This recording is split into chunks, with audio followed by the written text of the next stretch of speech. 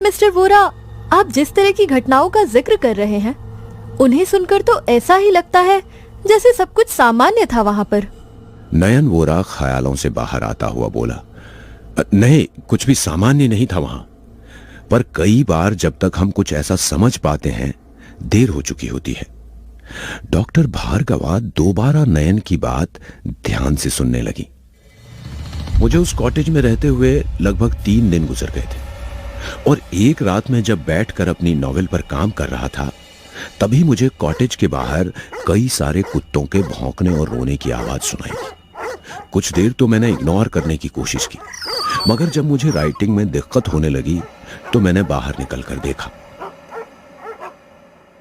कोई इंसानी आकृति सड़क किनारे अंधेरे में खड़ी थी और कुछ कुत्ते उसे घेर कर जोर जोर से भौंक रहे थे।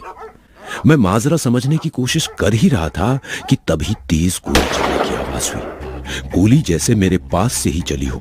मैंने घबराहट में अपने कान बंद कर लिए। मेरी नजर दोबारा जब सड़क पर खड़े इंसान पर गई तो वो जमीन पर पड़ा था। उसके सिर से खून निकल रहा था जिसे कुत्ते चाट रहे थे।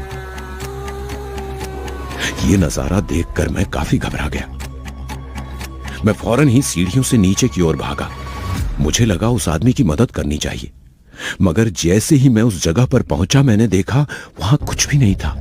ना कुत्ते, ना वो आदमी और ना ही खून का निशान। Like and subscribe.